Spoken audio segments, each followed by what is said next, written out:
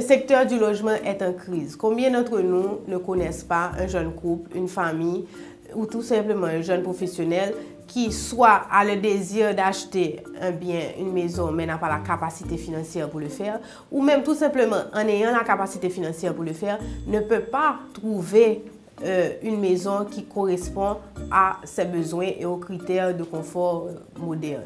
Alors, qu'est-ce qui arrive? Ce constat-là aujourd'hui, l'État aussi est arrivé à cette conclusion, qu'il faut faire quelque chose pour essayer de dynamiser et de développer le secteur du logement en Haïti. Donc, qu'est-ce qu'il a pris comme mesure? L'État a pris des mesures en ce sens. Ce sont d'abord des mesures sur le plan financier pour avoir des avantages incitatifs, non seulement pour les bailleurs de fonds, les créanciers, par exemple les banques commerciales, en accordant des crédits hypothécaires, peuvent réduire les réserves obligatoires qu'elles déposent à la BRH. Ou encore l'exonération sur l'impôt sur le revenu, sur les titres émis. Donc, par exemple, une obligation émise au public pour financer un projet immobilier sera exonérée de l'impôt sur le revenu.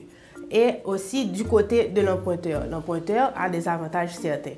Par exemple, je contracte un crédit hypothécaire, les intérêts que je paie sur ce crédit, une fois l'année fiscale arriver à sa fin, je pourrai, à ma déclaration définitive d'impôt, déduire ces intérêts de ma base imposable. Et ensuite, la CFPB, par exemple. La CFPB, pour les immeubles bâtis, elle connaît un abattement et des réductions de paiement sur un certain nombre d'années. Et ensuite, l'État aussi a mis en place, avec un arrêté en 2011, un ensemble de mesures pour étendre les avantages du Code des investissements au secteur du logement. Par exemple, un promoteur immobilier aujourd'hui a accès à certains avantages comme les exonérations fiscales sur l'impôt sur le revenu, les exonérations sur les droits de douane pour importer les matériels qu'il lui faut pour construire son projet.